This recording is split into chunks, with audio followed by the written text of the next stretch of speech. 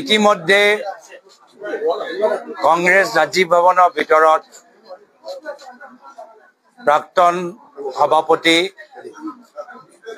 ভূপেন বৰা ডাঙৰীয়া প্ৰদেশ কংগ্ৰেছৰ দায়িত্ব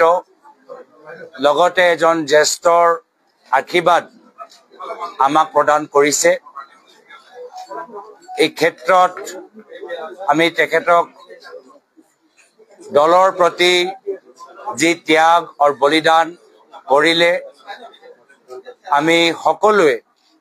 তেখেতৰ প্ৰতি কৃতজ্ঞতা জ্ঞাপন কৰিছো।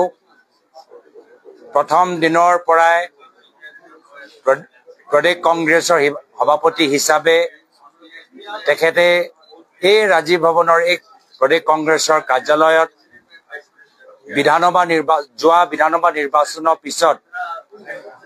আজি তাৰিখত যি মূল প্ৰশ্ন এলায়েন্স, এই এলায়েন্সৰ প্ৰসংগত সেই সময়তো এটা গুৰুত্বপূৰ্ণ চৰ্চা আছিল যে কংগ্ৰেছ UDFৰ মাজত এলায়েন্স থাকিব নে নাথাকে।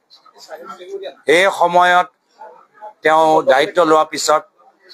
এই এলায়েন্সৰ প্ৰশ্নটো প্ৰথমতে আমালোকৰ সকলোৰ লগত আলোচনা কৰি পৰৱৰ্তী সময়ত এলায়েন্সটো তেওঁলোকে ভংগ কৰিলে।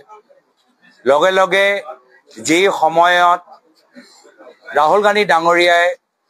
কন্যাকুমাৰীৰ পৰা কাশ্মীৰলৈকে ভাৰত জোড়ো যাত্ৰা আৰম্ভ কৰিছিল, সেই সময়ত অসম প্ৰদেশ কংগ্ৰেছক এটা নিৰ্দেশ দিয়া গ'ল যে অসম এটা ৰাজ্য হওক য'ত তেওঁলোকে অকলে ধুবুৰী